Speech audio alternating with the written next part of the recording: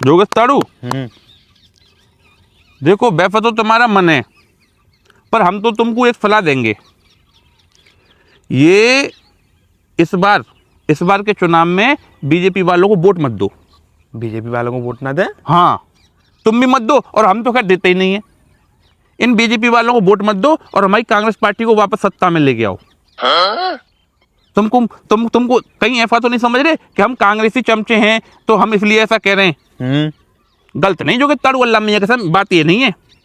देखो बात ये है कि किसी भी देश की कोई भी सरकार सही, तो जब उसको एक टाइम हो जाता है तो फिर उसको अपने आप को घमंड हो जाता है कि जो कुछ हैं हम प्रधान हम ही हैं इस देश के, जो कुछ करेंगे हम ही करेंगे, हम हैं प्रधान, हम राजा हैं, हमारे बाप राजा हैं। ऐसा सरकार को घमंड हो जाता है, समझ रहे हो? तो ये काम नहीं होना चाहिए। सत्ता परिवर्तन बहुत जरूरी है। कभी ये वाली सरकार लाओ, कभी ये वाली सरकार लाओ, तब मामला संतुलन में बना रहता है जोगिस्ताड़ू। सही कह रहा है। हाँ, गलत तो हम कहते ही नहीं, किसी से भी पूछ लो।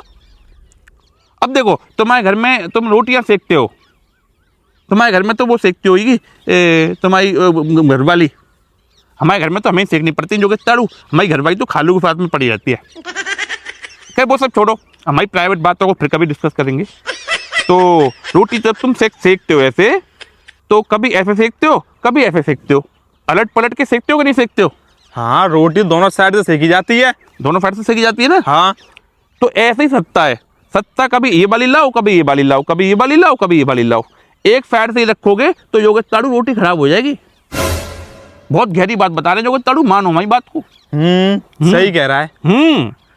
तो मैं ये कह रहा था, एक साइड से रोटी 70 साल से सिकती आ रही है और दूसरी साइड से अभी 10-15 साल हुए सिकते हुए, तो कम से कम दूसरी साइड से 30-40 साल तक तो सिकने दो।